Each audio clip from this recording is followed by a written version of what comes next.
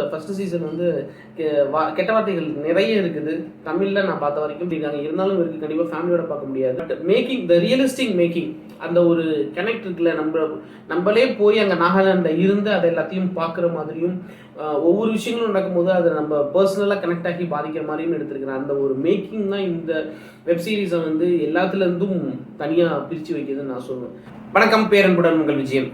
பாத்தால் லோக் இந்த வெப் சீரிஸோட விமர்சனம் தான் நம்ம இன்னைக்கு பார்க்க போகிறோம். இதான் ஊர் உலகமே பேசிடுச்சு. புதுசாக என்ன பேச போகிறோம் அப்படின்னா, எனது பார்வையில் ஓவர் ஹைப் ஏற்றுறாங்க. இது வரைக்கும் அந்த வெப் சீரிஸ்லேயே, இந்திய வெப் சீரிஸ்லேயே தி பெஸ்ட்டு லைஃப் டைம் செட்டில்மெண்ட்ன்றாங்க. அந்த அளவுக்கு இது ஒர்த்தா அப்படின்றத பற்றி ஒரு விரிவான அரசல். பாத்தால் லோக் அப்படின்னா பாதாள உலகம். டெல்லியில் இருக்க ஒரு போலீஸ் ஸ்டேஷன். அது வந்து உண்மையிலேயே பார்க்குறதுக்கு விஷுவல்ஸாக மட்டும் இல்லை, அங்கே நடக்கிற விஷயங்களுமே ஒரு பாதாள உலகத்தில் நடக்கிற மாதிரி தான் இருக்குது. அது வந்து அந்த வெப் சீரிஸோட ஹீரோ, அதில் இன்ஸ்பெக்டராக இருக்கார். அவர் ஹாத்திராம் சௌத்ரிங்கிற கேரக்டரில்.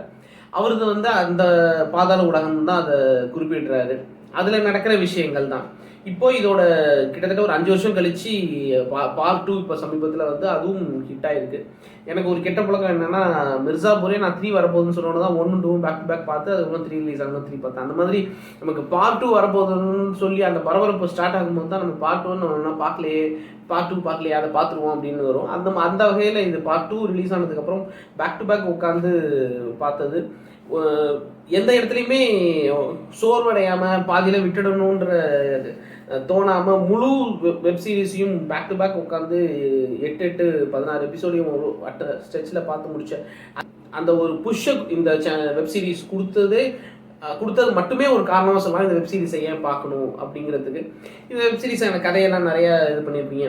சரி, ஏன் இதை வந்து இவ்வளவு ஹைப்பு கொடுக்குறாங்க அப்படின்னா, அது எவ்வளவு நெருக்கமாக இருக்குது.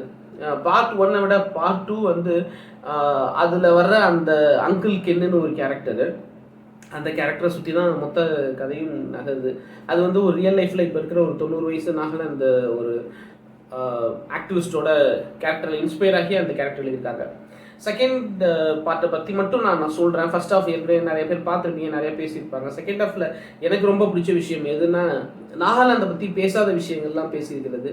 அங்கே இருக்கிற பிரச்சனைகள், அதோட ரியாலிட்டி என்ன, அங்கே எதனால இந்த பிரச்சனைகள் நடக்குது, எதனால போய் மாட்டிக்கிறாங்க, ஏன் அதுலேருந்து வெளியில் வர முடியல, வெளில வரதுக்கு என்ன பண்ணணும், அதுக்கான பின்னாடி இருக்கிற அரசியல் என்ன, இதெல்லாம் வெறும் அரசியல் காரணங்கள் மட்டும்தான் இருக்கா, இல்லை வேறு ஏதாவது காரணங்கள் இருக்கா, இந்த அரசியல் தலைவர்களே வந்து யார் நல்லவங்க யார் கெட்டவங்க, அவங்க நல்லவங்களோ கெட்டவங்கன்றது எது தீர்மானிக்குது, அவங்க எது நல்லது எது கெட்டது. முதல்ல இந்த அங்கிள் கென்னுங்கிற கேரக்டர் வந்து ஆரம்பத்துலேருந்து நல்லதாக வந்து கடைசியில் ஸ்பாயிலர்லாம் கிடையாது, எல்லாருக்கும் தெரிஞ்ச கதைன்றதுனால நான் சொல்கிறேன். அங்கிள் கென்னுங்கிற கேரக்டர் ஆரம்பத்துலேருந்து அப்படியே நல்லவராகவே காமிச்சு கடைசியில் முடிக்கும் போது அவர் வாயாலே அவர் தன்னை கெட்டவர்னு சொல்லிடுவார். ஆனாலுமே எனக்கு அது கன்வின்சிங்காக இல்லை, அவர் கெட்டவர் அப்படின்றது கன்வின்சிங்காக இல்லை. அவருடைய சூழ்நிலை அவர் என்ன பண்ணணுமோ அப்படி அவர் பண்ணாருன்ற மாதிரி இருந்துச்சு. மற்றபடி இது ஒரு அட்டகாசமான மேக்கிங். ஜெய்தீப் அகவத் அவர் வந்து இந்த கேரக்டர் நடிக்கிறதுக்காக தான் அவர் பிறந்தாரு அப்படின்ற மாதிரி. போன வருஷம் மகாராஜ்னு ஒரு படம் வந்துச்சு, ரொம்ப பரபரப்பாக பேசப்பட்டுச்சு. அது மகாராஜ் அந்த டைட்டில் கேரக்டரில் அவர் தான் நடிச்சிருப்பாரு.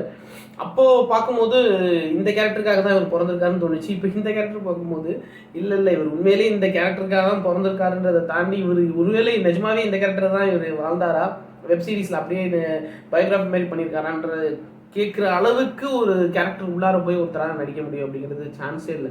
அட்டகாசமான நடிப்பு. மற்றவங்க எல்லாரும் நடுவில் வராங்க போகிறாங்க.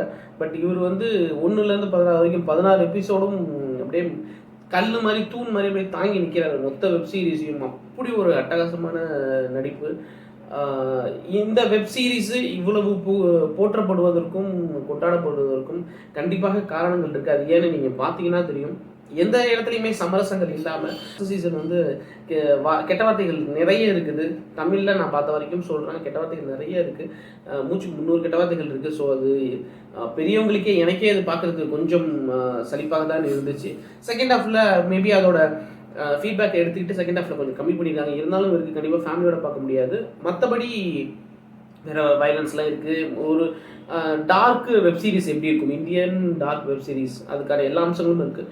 But making the realistic making, அந்த ஒரு கனெக்ட் இருக்குல்ல, நம்மளே போய் அங்கே நாகாலாண்டில் இருந்து அதை எல்லாத்தையும் பார்க்குற மாதிரியும் ஒவ்வொரு விஷயங்களும் நடக்கும்போது அதை நம்ம பர்சனலாக கனெக்ட் ஆகி பாதிக்கிற மாதிரியும் எடுத்துருக்கிறேன். அந்த ஒரு மேக்கிங் தான் இந்த வெப் சீரிஸை வந்து எல்லாத்துலேருந்தும் தனியாக பிரித்து வைக்கிதுன்னு நான் சொல்லுவேன்.